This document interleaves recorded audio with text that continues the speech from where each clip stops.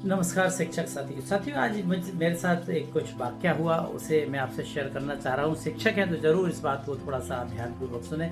साथियों आज हुआ क्या, शाम को मैं बैडमिंटन खेलने अपने घर से रोज की तरह निकला था और जैसे ही रास्ते में आधे रास्ते पहुंचा, लगभग नवलोक होटल के पास पहुंचने वाला था, उससे पहले मेरी गाड़ी पंचर हो जाती है।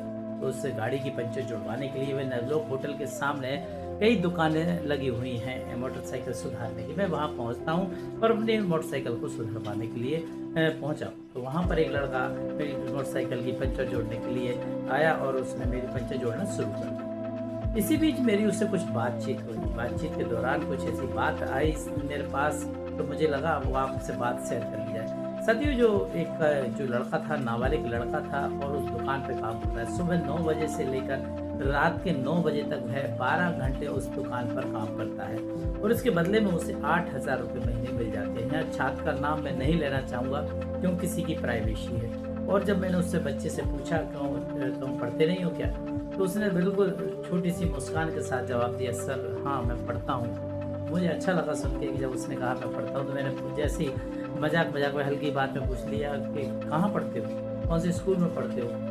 तो और मैं उसने पूछा सर आप इतना क्यों पूछा। मैंने कहा मैं भी एक टीचर हूँ, तो चूँकि छात्र के जैसे दिख रहे हो तो मैंने ऐसे पूछ लिया। तो उसने जवाब दिया सर मैं कक्षा 9वीं में पढ़ता हूँ। मुझे अच्छा लगा कि चलिए बच्चा काम के साथ साथ अपनी पढ़ाई भी निरंतर जारी रख रहा है, उसने पढ़ाई नहीं छोड़ी है। तो मैंने कहा कौन सी क्लास में पढ़ते, तो 9th क्लास है। उसने जवाब दिया, मैंने स्कूल का नाम पूछ लिया। तो जब स्कूल का नाम उसने बताया तो मुझे थोड़ी सी अंदर से कुछ ऐसा महसूस हुआ। उसने कहा सर मैं हायर सेकेंडरी स्कूल क्रमांक 2 में पढ़ता हूँ। हायर सेकेंडरी स्कूल की जस्ट सामने ही वह है, उसकी मोटरसाइकिल की पंचर की दुकान है जिस पर वह बालक काम करता है। सुबह 9 बजे से लेकर रात के 9 बजे तक काम करता है, तो विद्यालय कैसे जा पाएगा, पढ़ाई कैसे होगी उसकी। तो मैंने ये बात जो मेरे मन में थी मैंने उससे पूछा भी। तो क्या, मैंने कहा स्कूल कैसे जाते होगे तुम। तो उसने कहा कि सर स्कूल तो नहीं जा पाता हूँ मैं, कभी कभी ज़रूर चला जाता हूँ। अच्छा परीक्षा होती है तो सर तब हमारे सेठ जी छुट्टी दे देते हैं, कोई इमरजेंसी स्कूल में जाना पड़ता है तब मैं चला जाता हूँ। बीच बीच में कभी कभी मेरा जाना हो जाता, रेगुलर मैं नहीं जा पाता हूँ। तो एक छोटा सा लड़का कक्षा 9th क्लास का बच्चा 12 घंटे उस दुकान पे काम करता है और अपनी पढ़ाई फिर भी वह जारी रखना चाहता है। मैंने पूछा भी तो पढ़ाई आप छोड़ोगे तो नहीं, कंटिन्यू रखोगे। तो उसने कहा सर पढ़ाई तो मैं करूँगा और मैं जितना भी समय मिलता है घर पे पढ़ता हूँ और अभी विद्यालय नहीं जा पाया हूँ, मैं कोशिश करूँगा विद्यालय जाने की। ये वाक्य जो मेरे सामने हुआ, शिक्षक के नाते मुझे लगा यार क्या, देखिए लोगों की क्या ज़िंदगी है। तो साला त्यागी बच्चे ऐसे ही नहीं हो जाते, उसके पीछे कई रीज़न जुड़े होते हैं। सरकार नामांकन बढ़ाने के लिए लगातार प्रयास कर रही है और मैं भी आपसे कहूँगा कि जो भी साला त्यागी बच्चा है उसका रीज़न जानिए।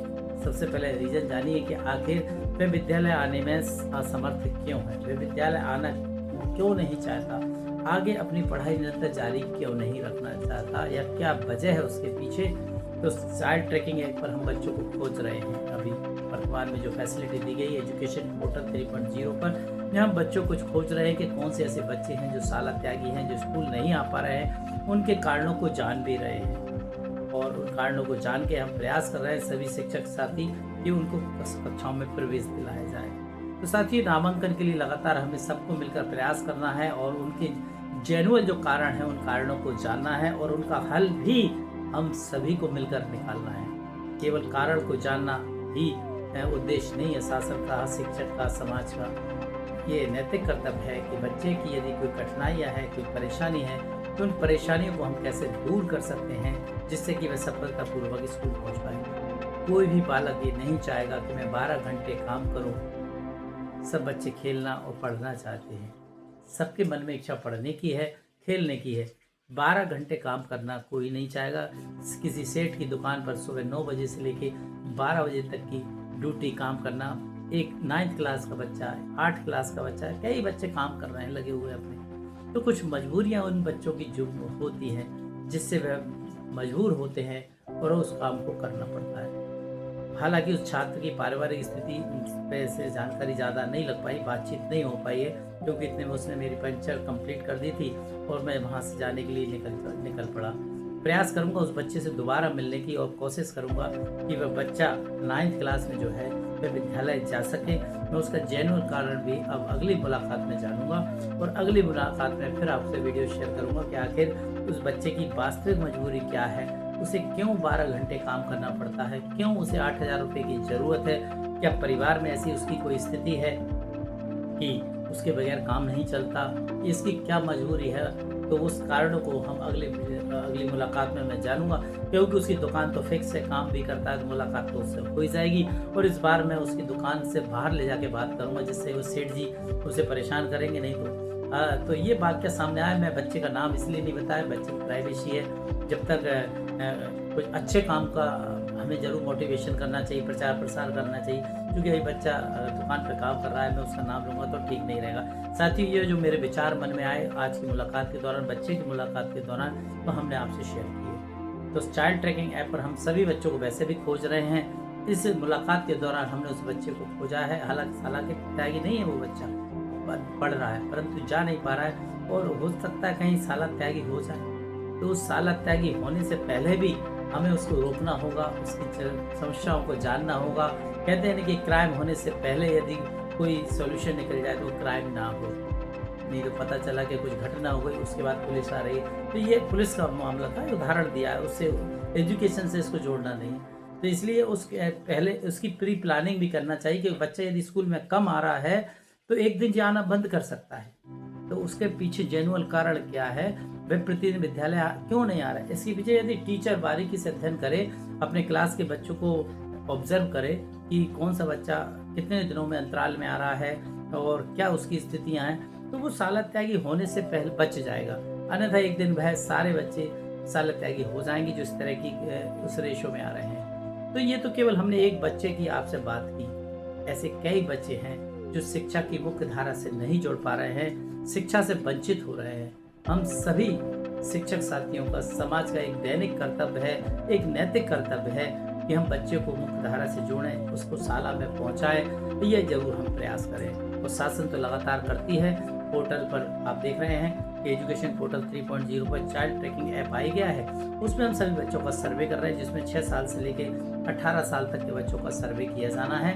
एक एक बच्चे को बारीकी से अध्ययन करना है कि ये बच्चा कहाँ है, क्यों नहीं पढ़ रहा, क्या रीजन है, उस रीजन को डालना जांचा जा रहा है। चाइल्ड ट्रैकिंग ऐप में पहले चरण में हम उन बच्चों को चिन्हित करेंगे जिसमें कितने ऐसे बच्चे हैं जो विद्यालय में पढ़ रहे हैं, ऐसे कितने बच्चे चिन्हित होकर निकल के आए जो शाला में अध्ययनरत नहीं हो पा रहे हैं, वंचित हैं, और उन्हें फिर अगले चरण में, अगले स्टेप में कैसे उनको मुख्यधारा में हम लेकर आए, इस पर भी आगे काम होगा। तो साथियों, आज की घटना जो मेरे साथ हुई, तो चूंकि वो शाला नामांकन को लेकर थी, शाला त्यागी को लेकर थी, हम लगातार शिक्षकों से संपर्क कर रहे हैं और हम भी निर्देश दे रहे हैं, हम खुद बच्चों को, शाला त्यागी बच्चों को खोज रहे हैं। तो इसलिए ये बात मैंने सोचा आपसे शेयर कर लूँ, क्योंकि आपसे रिलेटिव है, आप शिक्षक साथी हैं। तो जहाँ भी आपकी दृष्टि हो बच्चे पे, तो वह शाला त्यागी ना हो, इस दिशा में हम सबको मिलकर काम करना है, बच्चे को मुख्य धारा से जोड़ना है, क्योंकि शिक्षा ही एक ऐसी चीज है जिससे बच्चे का फ्यूचर का निर्माण होता है। वह उठ सकता है, गरीब हो, अमीर हो, कोई भी हो, शिक्षा अति महत्वपूर्ण है। शिक्षा की जो ताकत है वह उस बच्चे को, उस पालक को बतानी है कि इसमें कितनी ताकत होती है और इससे कितना बड़ा बदलाव देखने को मिलता है। और ऐसी सक्सेस स्टोरी भी आप पालक को बता सकते हैं, बच्चे को भी बता सकते हैं कि देखिए फलाना बच्चा ये इस स्तर का था, देखिए वो कहाँ पहुंचा। तो बहुत सारी चीजें हैं मोटिवेशन के लिए, आप उन सभी चीजों को अपनाइए जिससे कि हमारा कोई भी बच्चा शाला से वंचित ना रहे। ये मेरे विचार थे पर्सनल, और इससे यदि इन विचारों से यदि किसी को दुख पहुंचे या किसी को कोई परेशानी हो तो मैं क्षमा चाहूँगा। और मुझे ऐसा लगता है आप इस तरह के विचार लोगों तक जरूर शेयर कीजिए, जिससे कि लोग वाग मोटिवेट हों और हमारे स्कूलों में नामांकन बढ़ सके और हमारी नौकरी बच सके। क्योंकि नामांकन नहीं होगा तो शिक्षक नहीं होंगे, और शिक्षक नहीं होगा तो स्कूल बंद होंगे, और बंद होंगे तो आने वाले लोग, जो आगे आने वाले जो शिक्षा विभाग में नौकरी के सपने देख रहे हैं, वह सपने अधूरे रह जाएंगे। बच्चों के बिना स्कूल पूर्ण नहीं है, बच्चे नहीं होंगे उस दिन आपके स्कूल में ताला डल जाएगा। तो अपन को भी पहचानना है, अपनी ताकत को पहचाने, हम कौन हैं, और हमारे खुद की चिंता करें, आने वाली पीढ़ी की चिंता करें। अन्यथा शासन एक एक करके स्कूल बंद कर देगी। क्यों? क्योंकि जब बच्चे नहीं होंगे स्कूल तो बंद करना ही पड़ती है। तो इन सारी चीज़ों को पहलू को आप जानिए। सालकताई कोई भी बच्चा ना हो, मेरे क्लास में एक बार मेरे अंडर में आ जाए तो उसको मेरी क्लास में बिल्कुल उसको निरंतर उसको एजुकेशन मिले। इस दिशा में हम सबको मिलकर काम करना है और उम्मीद करते हैं आपको ये विचार पसंद आए होंगे। विचार से आप मेरे सहमत हों तो इस वीडियो को लाइक कर सकते हैं, अपने शिक्षक साथियों को शेयर कर सकते हैं, और कोई यदि आपका विचार मन में उछल कूद कर रहा हो तो उसे कमेंट्स में आप लिखकर मुझे बता सकते हैं। चले साथियों, एक अच्छी और मोटिवेशनल जानकारी लेकर फिर आपके बीच आएंगे। अच्छे विचार ही इस चैनल पर शेयर किए जाते हैं। उम्मीद करते हैं आप हमारे इस चैनल से जरूर जुड़ गए होंगे। धन्यवाद साथियों।